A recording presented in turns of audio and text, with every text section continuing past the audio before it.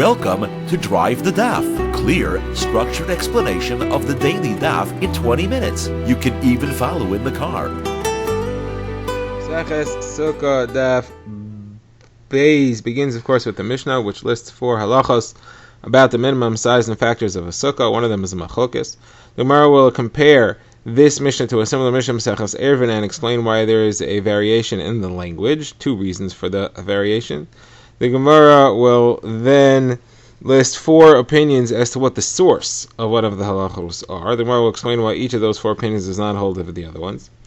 Then the Gemara will list 3 situations in which there is no machlokas about a certain factor, and then the Gemara will explain how each factor, each of those 3 opinions, which opinion of what the reason for the machlokas is. And then the Gemara will get into the Gemara's proof, which should try to determine which of these explanations of where the machlokas is correct. So let's begin the Mishnah. We have 4 halachos. 3 halachos are agreed, and 1 is a machlokas. 3 that are agreed was that a sukkah has to be at least 10 tvachim tall. It has to have at least 3 walls, and that it has to have more shade than sun cast by the schach. That means that the roofing, the schach, has to provide more shade than there is in the sun. Rashi explains the reason for that is that you need to have a majority shade, because the definition of a sukkah is the shade of its roof. And if you don't have a majority, then the minority, if it's majority sun, then the majority overwhelms the minority, and the shade part is batal barov, and therefore there is no sukkah. Now, the one factor that's machlokas about is how tall can a sukkah be. And the Gemara says that according to Rabbi Yehuda, there is no minimum height that's given. Even if it's higher than 20 amos, it's kosher. According to the Tanna Kama, Usta Chachamim, if it's higher than 20 amos, it is pasul. It is pasul, meaning it's no good. So Gemara compares this right away to a Mishnah in the first Mishnah in Maseches Eruvin, which discusses the halacha of a kaira. Now, a kaira is placed at the entrance to a mavoi. A mavoi is an alley. It has many courtyards opening into it.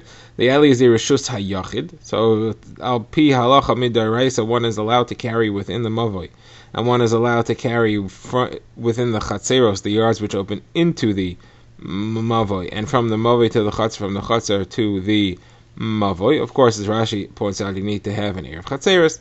But the Rabbanim were also attacking that mavoi looks like a reshus harabim. It opens into a reshus harabim. It opens into the public street. Reshus harabim is forbidden to carry daraisa. And the Chachamim were afraid that if you were allowed to carry in the mavoi, and we do not have any clear demarcation where the mavoi ends and Reshus harabim begins, people will end up carrying in Reshus harabim. Therefore, they were attacking that it's forbidden to carry in the mavoi unless you make a clear marker. That marker could be a side post at the entrance to the mavoi, or a beam, a kaira, over the top of the mavoi. We have the same machlokas there. How high is that beam allowed to be? Rabbi Yehuda does not limit the height, and the Chachamim say it's got to be 20 amos or lower. It cannot be higher than 20 amos high. But over there, the language is different. It doesn't say that the Chachamim say it's pasul. It says that the expression that the Chachamim uses, that if it's higher than 20 amos, you should lower it. Gemara says, well, why don't you say here, if the sukkah is taller than 20 amos, lower it? Why here do we say that it's pasul? It's no good. So the Gemara gives 2 answers. The Gemara says, first of all, this is a da'iraisa halacha. It's either a kosher sukkah da'iraisa, or it's a pasul sukkah da'iraisa. So as far as the da'iraisa, you could say it's pasul, it's no good. But where the Rabbanan told you to make a certain creation, they were metakin, you should make a creation, so then if you did it correctly, so then fine. If you did it incorrectly, so then lower it. The Rabbanan are telling you this is what we want you to do. They're not saying it's pasul. There's nothing pasul about it. It has no din da'iraisa. Rashi phrases it as there is no previous existing halacha of a kaira on a mavoi before the Mishnah comes and tells you how high it has to be. So the Mishnah is saying this is how high it should be. It should not be higher than 20 amos. If it's too high, lower it. But as far as the sukkah, we can say that the previous existing din of a sukkah, daraisa, it qualifies for the din if it's 20 amos, and it doesn't qualify the din if it's higher, at least according to the Chachamim. Okay, now the Gemara's second reason for the variation in the language is that the halacha of the sukkah here, we have 4 halachos listed in the Mishnah. So we want to be able to say that if you violate any of these 4 halachos, it's pasul. We want to have one phrase, one brief way of defining all 4 halachos. We can't say what you should do to fix it, because each one has a different way to fix it. If it's too high, you lower it. If it's too low, you raise it. If it's too narrow, you widen it. We didn't want to say all the details of these halachos. We just want to say that it's one simple thing. However, the Mishnah about the Eruvin, about the Kaira, doesn't have any more than that one halacha, and that Mishnah therefore could just tell you what you're supposed to do to fix it. Okay, now the Gemara wants to know what is the reason that there's a problem, at least according to the Chachamim, if it's too high, if it's more than 20 amas high. So the Gemara gives 4 different explanations from 4 different Amoraim, and the Gemara will explain why each one does not hold the other one. So the first one is Rabbah. Rabbah says it's based on the pasuk that the reason for a sukkah is L'man yedu darei seichem ki b'sukkah seishavtes b'nei Yisrael, that all the generations should know that I put Klal Yisrael in a sukkah when we traveled out of Mitzrayim. So it's L'man yedu darei seichem. Everybody has to know. In order for everybody to know, they have to be keenly aware that they're sitting in a sukkah. They have to notice that they're sitting in a sukkah. If it's more than 20 amos high, then you can't notice it. It's not something that immediately catches your attention, and therefore it doesn't qualify as L'man yedu darei seichem. Now the Gemara will later say that the other opinions reject this because this pasuk is not really talking about Sukkah. It's really talking about the Ananei HaKavod. It's really referring to the clouds that Klal Yisrael were in when they left Mitzrayim, when they were traveling through the Midbar, and this is not really a Sukkah halacha of L'man yedu darei seichem. Okay, so now Reb Zera brings another opinion, and that's that there is a pasuk in Yeshaya that seems to define a sukkah for us as something that provides shade from its roof. It says v'sukkah tiyeh letzel yema mechorev ad v'sukkah tiyeh letzel yemam mechorev. So it defines a sukkah as tiyeh letzel. It provides shade. That means that the roof provides shade. If, however, you have 20 amma high walls, you know what's going to happen? The walls provide shade. There isn't any shade provided by the roof, even if there was no roof. Anybody sitting in the bottom of a 20 high amma sukkah will always be in the shade of the walls because the sun cannot get through. It will always be at too much of an angle. So therefore, there is no shade of the roof if you have 20 amma high walls. Now the Gemara will of course say that it depends how wide the sukkah is, and the Gemara says it later. It's referring to where the sukkah is 4 amos wide and not wider than that. If it's wider than 4 amos, then this is not an issue. So this whole discussion, the whole reason for this psul, this psul only exists in a situation where it's 4 amos wide or less, and it's 20 amos high.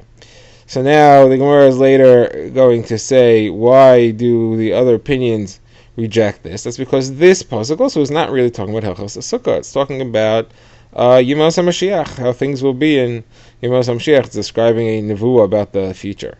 So there's nothing really having to do with this. Reb Zera, however, defends his position, and he says, no. It doesn't have to say v'sukkah tiyeh letzel. It could have said chuppah tiyeh letzel. The fact that he uses the word sukkah is to teach you Allah and Hilchos Sukkah.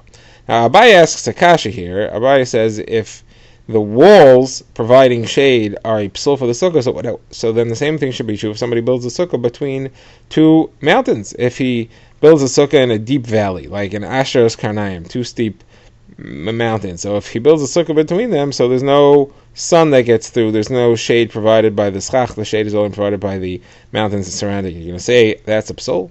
The man says, no, that's not the same as this. There, the mountains are not an integral part of the sukkah. You could ignore the mountains as far as the halach of the sukkah is concerned. You can't ignore the walls. Without walls, the sukkah is not a sukkah. So the walls have to be counted, and if the walls are providing the shade, then that's a psul. Okay, now the Gemara brings another opinion. This is Rava. Rava says it's from the fact that the Torah says B'sukkos teishu shivas yamim. You should live in a sukkah for 7 days. That means the Torah is telling you that it should be a temporary structure. It should be a structure that lasts about 7 days. It cannot be, you have to leave permanent structures and go out into a temporary structure, a weak structure. Now, a structure that has 20 high walls has got to be made strong. Otherwise, the walls will collapse. If they're so tall, they have to be strong. That means it's too strong. If it's that high, the walls are too strong. So Abai says, so what does it mean? If I make a sukkah out of iron walls and I put tzchach on, that's not a kosher sukkah because the walls are too strong. The walls have to be weak. There's such a halacha. So Gemara says, no, this is just a way of the Torah telling you the size. It's communicating the minimum size to you by saying it should be short enough that the walls can be weak enough that it's a temporary structure. But it doesn't really matter how strong or weak it is. It's just a way of communicating the actual size. Now, the Gemara says, of course, that the other opinions do not like this one because they agree with Abaye's kasha. Abaye asks good, and therefore they reject this approach. Okay, now the Gemara brings 3 statements of Amoraim limiting the machlokes between Rabbi Yehuda and the Chachamim. And the Gemara wants to know, each of these 3 fits with which of the 3 opinions, there were only 3 actually, the 3 opinions as to what the reason for the psul of a 2-high sukkah is in the Chachamim's approach. So the first statement is Rabbi Shai. Rabbi Shai says that there's only a machlokes in a situation where the walls of the sukkah do not reach all the way up to the schach. However, if the walls reach all the way up to the schach, the Rabbanan agree that even higher than 20 amos is kosher. Which opinion does that fit with? The Gemara says that only fits with Rabbah, that the psul is because you won't notice the schach above you. You won't notice you're sitting in a sukkah. If the walls go all the way up, your eye will naturally follow the walls all the way up, and you will notice it. According to the other opinions, the fact that the walls go all the way up make it worse, if anything, not better. They do not solve the problem. They do not provide more shade from the schach, unless from the sukkah, and they also do not make the walls weaker. They make the walls stronger, if anything. Now, that was Rabbi Yeshaya's limitation of the machlokas. The Gemara now brings two opinions as to what Rav said. The first one is Rav Huna quoting Rav. Rav said that the machlokas is only if the sukkah is 4 amos by 4 amos. If the sukkah is wider than that, the chachamim agree that it's kosher even taller than 20 amos. The Gemara says that obviously fits with Reb Zera, because in that situation where the sukkah is wider, shade is not a problem. The walls aren't providing so much shade. The shade of the walls don't reach all the way across the sukkah throughout the day. They do provide sunlight, and therefore the schach is providing the shade for the sukkah at least sometimes.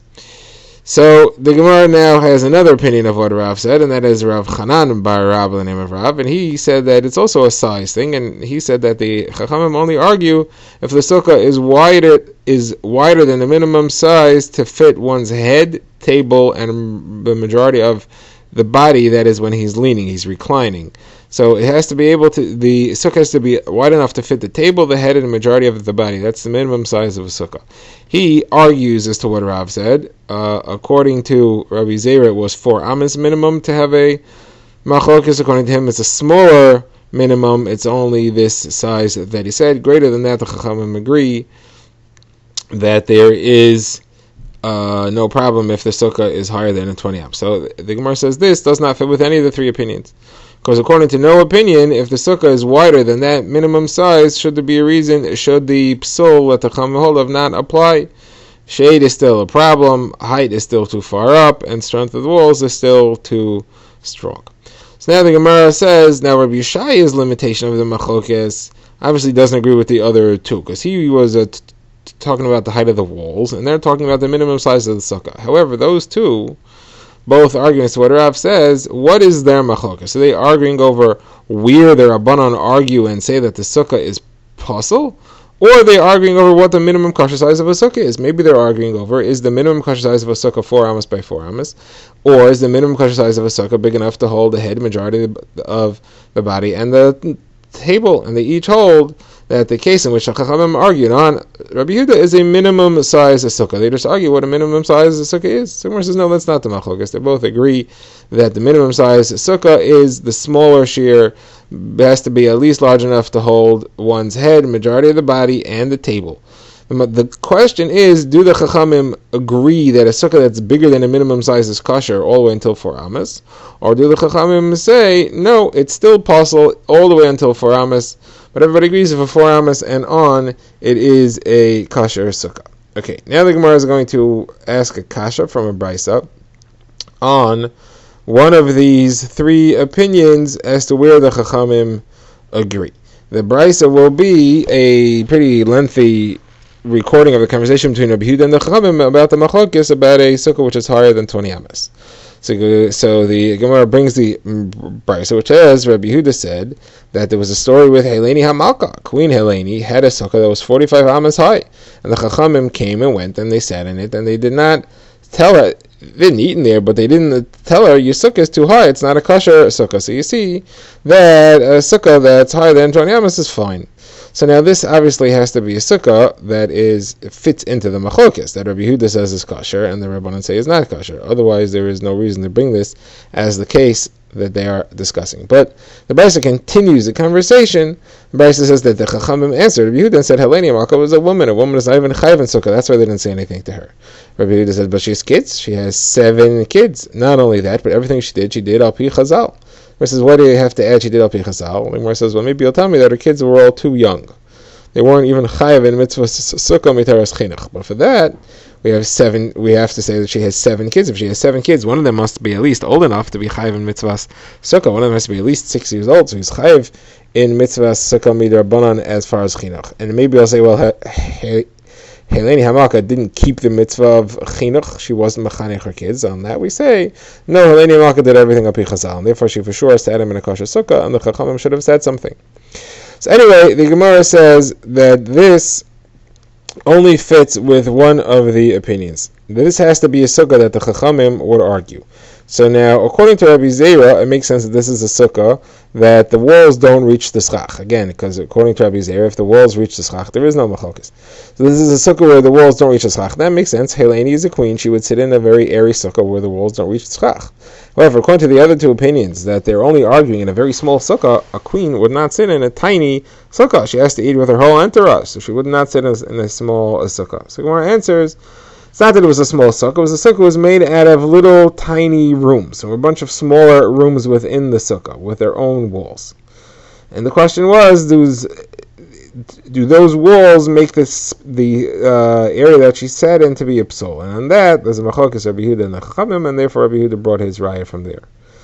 So Gemara says, what is these walls about? So the Gemara says she had small booths made for privacy within the sukkah. And that was exactly the machlokes between Rabbi Yehuda and the Chachamim about the sons. Because Rabbi Yehuda said, probably her sons sat with her, because she was their mother. They sat with her in the small booth that she sat in for privacy, and therefore it goes into this machlokes between me and the Chachamim, and you see that the Zakena didn't say anything, so it was kosher. The Chachamim said, no, the son sat outside her small walls. She had a little small closed-off area. The son sat with all the other servants in the large open sukkah, which is no machlokes between us and you. We also agree that is a kosher. Drive the Daf is a project of the Grand Woodlands Shul and is presented by Rabbi Yitzchak Landa. Find us on YouTube or subscribe to daily emails by emailing drivethedaf@gmail.com.